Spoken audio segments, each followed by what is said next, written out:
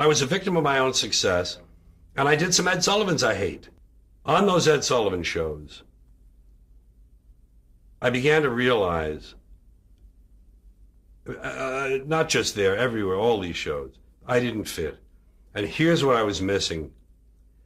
I was missing who I was. I began with a dream of being Danny Kaye, which is a very mainstream dream. It's very middle America. It's a people pleaser job. And I dreamed a path that was traditional.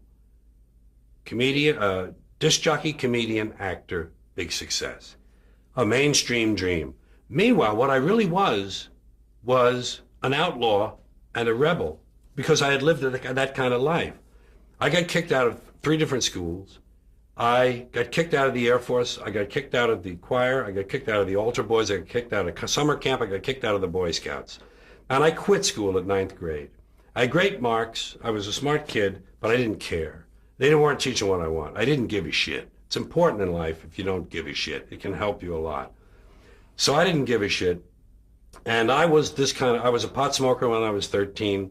We broke the law. We broke into cars. We broke into offices. We broke into Columbia University. We broke into stores.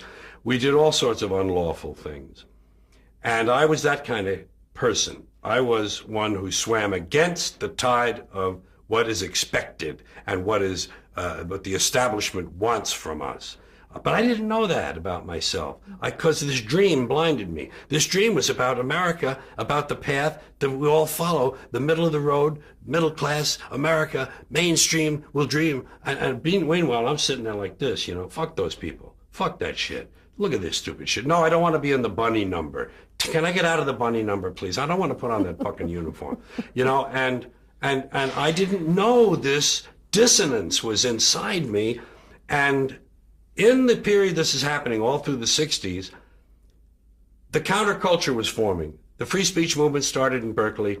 The hippies were growing into a force. And peace, love, power, flower power, pot smoking, anti-authority. See, bing, ding, ding, ding, anti-authority. Throw over the establishment. Burn down the math building? Wow. Ding, ding, ding, ding, ding, ding, ding. So I gravitated toward that because I was that person, really. And the people I hung around with were that way. The musicians I knew in the late 50s had gone through that transition. Suddenly they looked different, and their music changed. And I'm listening to people like the Buffalo Springfield. I'm listening to Bob Dylan. I'm listening to these people, and I realize these artists are using their talent to project their feelings and ideas, not just please people. And I suddenly was able to see my place and to realize I was in the wrong place. You see, in 1967, the summer of love, the peak of the hippie movement, I was 30. I was entertaining people in nightclubs who were 40, and they were at war with their kids who were 20. There was a generation war. I was in the middle of it. I was 30, 20, 40. And I said, what the fuck am I doing over here? These are the people that will at least understand me and give me a chance. So it took 2 years. I didn't go to the mountain and come back different. I didn't do a Bobby Darin. I didn't do a whatever, those people who just go away and they're back new suddenly. I took 2 years to change, and it happened on television. So I had denied that part of myself, and finally it came into full flower. And I never became a really big success until that.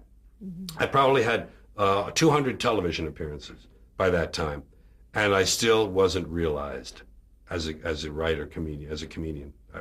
By that I mean I hadn't let myself grow into that, and I found out later I was more than just a comedian.